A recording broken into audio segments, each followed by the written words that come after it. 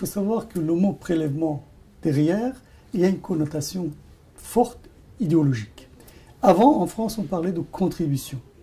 Donc, depuis quelques décennies, il y a un virement vers les politiques libérales.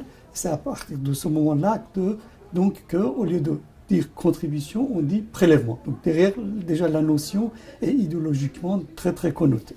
Maintenant, les prélèvements obligatoires, c'est l'ensemble des contributions des citoyens par rapport à l'État ou par rapport à la sécurité sociale, si on définit de façon un peu très rapide la définition. Donc derrière les prélèvements obligatoires, c'est le modèle social, c'est-à-dire comment les sommes que les citoyens payent à la puissance publique, à la sécurité sociale, comment, à partir de cet argent, on va assurer un certain nombre de services rendus aux citoyens. Par exemple, la santé, l'éducation nationale, la retraite, la famille, le chômage, et ainsi de suite. Donc, on ne peut pas parler seulement des prélèvements obligatoires sans parler des contreparties de ces prélèvements.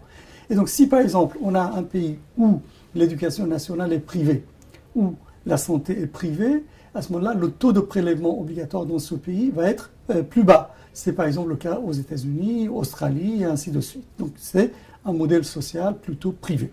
Ça, c'est la première chose. La deuxième chose, c'est que si on compare par exemple la France avec l'Allemagne, le chiffre de prélèvement obligatoire par rapport au PIB est plus faible en Allemagne qu'en France. Mais le problème, c'est que par exemple, une partie de ce que les salariés français payent, par exemple pour leur retraite, qui entre dans le calcul de ce qu'on appelle le taux de prélèvement obligatoire, ça ne se fait pas de la même manière en Allemagne. C'est-à-dire qu'en Allemagne, il y a une partie de ce que les salariés allemands payent pour leur retraite qui se fait de façon privée. Donc ça n'entre pas dans le calcul des prélèvements obligatoires en Allemagne. Donc à ce moment-là, il est totalement normal, statistiquement, que le taux de prélèvement obligatoire en Allemagne soit plus faible qu'en France.